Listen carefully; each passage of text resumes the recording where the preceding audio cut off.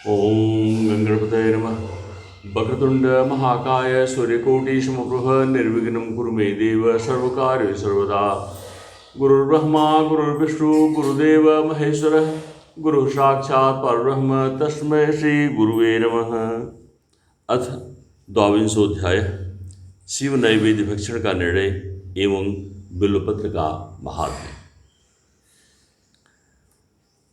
ऋषयकुचु अग्राह्यं शिव नैवेद्यमिति पूर्वं श्रुतं वचः ब्रूहि तन्निर्णयं बिल्व महात्म्यमपि सन्मुने। ऋषिगण बोले, हे महामुनि, हमने पहले सुना है कि भगवान शिव को अर्पित किया गया नैवेद्य अग्राह्य होता है, अतएव नैवेद्य के विषय में निर्णय और बिल्वपत्र का महात्म्य भी कहिए। श्रुतोवाच श्रोध्यं मुनयः सर्वे सावधानतयाधुना सर्वं वदामि संप्रीत्या धन्यान्यूयूयं शिवव्रता। सूत जी बोले, हे मुनियों, अब आप सब सावधानी से सुने, मैं प्रेम पूर्वक सब कुछ बता रहा हूँ। आप लोग शिव व्रत धारण करने वाले हैं, अतः आप लोग धन्य हैं। शिवभक्तः शुचिशुद्ध सद्व्रती दृढ़निश्चयः भक्षयेत् शिव नैवेद्यम त्यजेदग्राह्य भावनाम। जो शिव का भक्त, पवित्र, शुद्ध, सद्व्रती तथा दृढ़ निश्चयी है, उसे शिव नैवेद्य अवश्य ग्रहण करना चाहिए और अग्राह्य भावना का त्याग कर देना चाहिए। दृष्ट्वा शिव नैवेद्यम यान्ति पापानि दूरतः भुक्ते तु शिव नैवेद्यम पुण्यान्यानाधिकोटिशः। शिव नैवेद्य का देखने मात्र से ही सभी पाप दूर हो जाते हैं और शिव का नैवेद्य भक्षण करने से तो करोड़ों पुण्य स्वतः आ जाते हैं। अलम याग सहस्रेणा पैलम या गुरुदैर्भी भक्षित शिव नैवेद्यम शिव सायुज्यमाप्नुयात्। हजारों यज्ञों की बात कौन कहे, अर्बुद यज्ञ करने से भी वह पुण्य प्राप्त नहीं होता है जो शिव नैवेद्य खाने से प्राप्त हो जाता है। शिव का नैवेद्य खाने से तो शिव सायुज्य की प्राप्ति भी हो जाती है। यद गृहे शिव नैवेद्य प्रचारोपि प्रजायते तद्गृहं पावनं सर्व मन्य पावन कारणाम। जिस घर में शिव को नैवेद्य लगाया जाता है या अन्यत्र से शिव समर्पित नैवेद्य प्रसाद रूप में आ जाता है, वह घर पवित्र हो जाता है और वह अन्य को भी पवित्र करने वाला हो जाता है।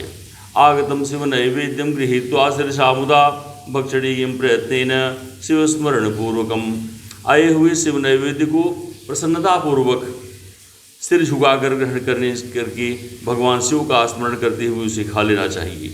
आगतम शिव नैवेद्य मन्यदा ग्राह्यमित्यपि विलंबे पाप संबंधो भवत्येव हि मानवः।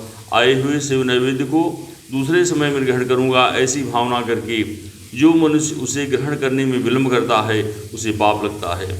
न यस्य शिव नैवेद्यम ग्रहणेच्छा प्रजायते स पापिष्ठः गरिष्ठः स्यान्नरकं यात्मविध्रुवम्। जिसमें शिव नैवेद्य ग्रहण करने की इच्छा उत्पन्न नहीं होती, वह महान पापी होता है और निश्चित रूप से नरक हो जाता है। हृदये चंद्रकांते च स्वर्णरूपादि निर्मिते शिव दीक्षा वदा भक्त नेदम भक्षिमीर्दयेत्। हृदय में अवस्थित शिवलिंग या चंद्रकांत मणि से बने हुए शिवलिंग अथवा स्वर्ण या चांदी से बनाए गए शिवलिंग को समर्पित किया गया नैवेद्य शिव की दीक्षा लिए भक्त को खाना ही चाहिए, ऐसा कहा गया है। शिव दीक्षान्वितो भक्तो महाप्रसाद संज्ञकम सर्वेषां लिंगानां नैवेद्यम भक्षेत् शुभम। इतना ही नहीं, शिव दीक्षित भक्त समस्त शिवलिंगों के लिए समर्पित महाप्रसाद रूप का शुभ शिव नैवेद्य को खा सकता है।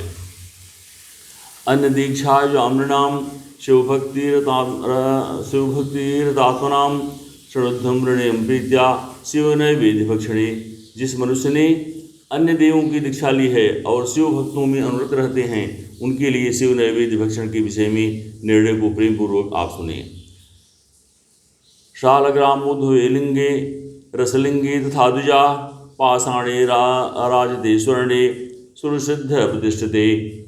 काश्मीरे स्फटिके रत्ने ज्योतिर्लिंगे सर्वशः चंद्रायण संप्रोक्तम शंभो नैवेद्य भक्षणम।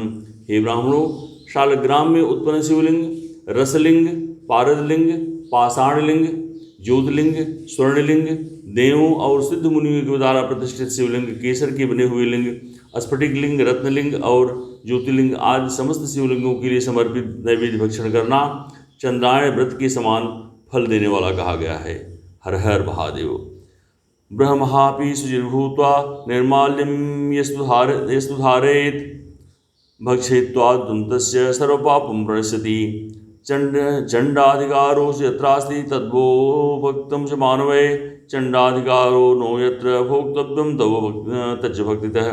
यदि ब्रह्महत्या करने वाला भी पवित्र होकर शिव का पवित्र निर्माल्य धारण करता है और उसे खाता है, उसके संपूर्ण पाप शीघ्र ही नष्ट हो जाते हैं।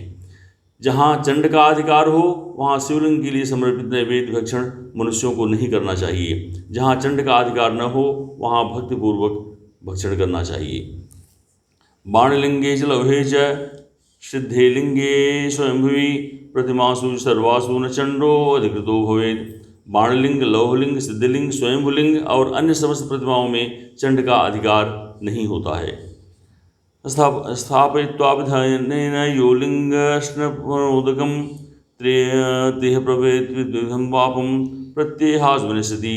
जो विधिपूर्वक शिवलिंग को स्नान कराकर उस स्नान जल को 3 बार पीता है, उसके समस्त पाप शीघ्र ही नष्ट हो जाते हैं। अग्राह्यं शिव नैवेद्यं पत्रं पुष्पं फलं जलम शालग्राम शिलाशंगात् सर्वयाति पवित्रताम। चंड के द्वारा अधिकृत होने के कारण अग्राह्य शिव नैवेद्य पत्र, पुष्प, फल और जल यह सब शालिग्राम शिला के स्पर्श से पवित्र हो जाता है। लिंगोपरिचय द्रव्यम तद्ग्राह्यम मुनीश्वराः सुपवित्रम च तज्जेयम यलिंग स्पर्श बाहितः। हे मुनीश्वर, शिवलिंग के ऊपर जो द्रव्य चढ़ाया जाता है वह अग्राह्य है और जो लिंग के स्पर्श से बाहर है उसे अत्यंत पवित्र माना जाना चाहिए। नैवेद्य निर्णयम प्रोक्तम इत्थम वो मुनिसत्तमा शृणुध्वम बिल्व महात्म्यम सावधान यादरात। हे मुनिश्रेष्ठों, इस प्रकार मैंने शिव नैवेद्य का निर्णय कर दिया। अब आप सब सावधानी से बिल्वपत्र के महात्म को आदरपूर्वक सुनिए। महादेव स्वरूपोऽयं बिल्वोदयवर्भि विस्तुतः यथा कथितस्य महिमा ज्ञायते कथम। बिल्व वृक्ष तो महादेव स्वरूप है, देवों के द्वारा भी इसकी स्तुति की गई है। अतः जिस किसी प्रकार से इसकी महिमा को कैसे जाना जा सकता है। पुण्यतीर्थानि यावन्ति लोकेषु प्रथितान्यपि तानि सर्वाणि तीर्थानि बिल्वमूले वसन्ति। बिल्वमूले महादेवं लिंगरूपिणमव्ययं यतः पूजयेत् पुण्यात्मा स शिवं प्राप्नुयात् ध्रुवम्। संसार में जितने भी प्रसिद्ध तीर्थ हैं वे सब तीर्थ बिल्व के मूल में निवास करते हैं। जो पुण्यात्मा बिल्व वृक्ष के मूल में लिंग रूपी अव्यय भगवान महादेव की पूजा करता है वह निश्चित रूप से शिव को प्राप्त कर लेता है। बिल्वमूले जलयस्तु मूर्धान भविष्यति स सर्वतीर्थ स्नातः स्यातस्य एव पावनः। जो प्राणी बिल्व वृक्ष के मूल में शिवजी के मस्तक पर अभिषेक करता है वह समस्त तीर्थों में स्नान करने का फल प्राप्त कर पृथ्वी पर पवित्र हो जाता है। एतस्य बिल्वमूलस्य स्थालावालमनुत्तमं जलाकुलं महादेव दृष्ट्वा तुष्टो भवत्यलम्। इस बिल्व वृक्ष के मूल में बने हुए उत्तम थाले को जल से परिपूर्ण देखकर भगवान शिव अत्यंत प्रसन्न होते हैं। पूजयेत् बिल्वमूलं यो गंधपुष्पादि निर्भर शिवलोकम वाप्नोति संतति वर्धते सुखम। जो व्यक्ति गंध पुष्पादि से बिल्व वृक्ष के मूल का पूजन करता है वह शिवलोक को प्राप्त करता है और उसके संतान और उसके सुख की अभिवृद्धि होती है। बिल्वमूले दीपमालां यः कल्पयति सा कल्पयति सादरं स तत्वज्ञान संपन्नो महेशांतर्गतो भवेत्। जो मनुष्य बिल्व वृक्ष के मूल में आदरपूर्वक दीपमाला दान करता है वह तत्वज्ञान से संपन्न होकर महादेव की सानिध्य को प्राप्त हो जाता है। बिल्व शाखा समादाय हस्तेन नवपल्लवं गृहीत्वा पूजयेत् बिल्वं सचपापै प्रमुच्यते। जो बिल्व शाखा को हाथ से पकड़कर उसके नवपल्लव को ग्रहण करके बिल्व की पूजा करता है वह समस्त पापों से मुक्त हो जाता है। बिल्वमूले शिवव्रतं भोजयेद्यस्तु भक्तितः एकं वा कोटिगुणितं तस्य पुण्यं प्रजायते। जो पुरुष भक्तिपूर्वक बिल्व वृक्ष के नीचे एक शिवभक्त को भोजन कराता है उसे करोड़ों मनुष्यों का मनुष्यों को भोजन कराने का पुण्य प्राप्त होता है। बिल्वमूले क्षीरयुक्त मन्मार्जेन संयुतम यो दद्याच भक्ताय स दरिद्रो जायते। जो बिल्व वृक्ष के नीचे दूध और घी से युक्त अन्न शिवभक्त को प्रदान करता है वह दरिद्र नहीं रह जाता है। शांगोपांगमिति प्रोक्तम शिवलिंग प्रभूजनम प्रवृत्तानां निवृत्तानां भेदो द्विविधम विजया। हे ब्राह्मणों, इस प्रकार मैंने सांगोपांग शिवलिंग के पूजन विधान को कह दिया है। इसमें भी प्रवृत्तों और निवृत्तों के लिए दो भेद हैं। प्रवृत्तानां पीठ पूजा सर्वभीष्ट प्रदाभी पात्रेण प्रवृत्तस्तु सर्वपूजां समाचरेत्। प्रवृत्त मार्गियों के लिए पीठ पूजा इस भूतल पर संपूर्ण अभिष्ट वस्तुओं को देने वाली है। प्रवृत्त पुरुष को चाहिए कि सुपात्र गुरु आदि के द्वारा ही सारी पूजा संपन्न करे। नैवेद्यमभिषेकान्ते शाल्यनेन समाचरेत् पूजान्ते स्थापय लिंगम पुटे शुद्धे पृथग्गृहे। शिवलिंग का अभिषेक करने के पश्चात अगहनी अन्न से नैवेद्य लगाना चाहिए। पूजा के अंत में उस शिवलिंग को किसी शुद्ध पुट डिब्बे में रख देना चाहिए अथवा किसी दूसरे शुद्ध घर में स्थापित कर देना चाहिए। निवृत्त मार्गी उपासकों के लिए हाथ पर भी शिव पूजा का विधान है। कर पूजा निवृत्तानां स्वभोजम निवेदयेत्। निवृत्तानां परम सूक्ष्मं शिवलिंग में विशेष्यते। विभूत्यर्भ्यर्चनं कुर्याद् च निवेदयेत्। पूजां कृत्वा तु लिंगां शिरसा धारयेत् सदा। निवृत्त मार्गी उपासकों के लिए हाथ पर ही शिव पूजा का विधान है। उन्हें भिक्षा आदि से प्राप्त हो अपने भोजन को ही नैवेद्य रूप में अर्पित करना चाहिए। निवृत्त मार्गियों के लिए परस्पर सूक्ष्मलिंग ही श्रेष्ठ बताया गया है। उन्हें चाहिए कि विभूत से ही पूजा करे और विभूतियों का ही नैवेद्य शिव को प्रदान करे। पूजा करने के पश्चात उस विभूत स्वरूप लिंग को सिर पर सदा धारण करना चाहिए। इति श्री शिवपुराणे प्रथमायां विद्वेश्वर संहितायां श्राद्ध साधन खंडे शिव नैवेद्य वर्णनम नाम 22वाध्यायः।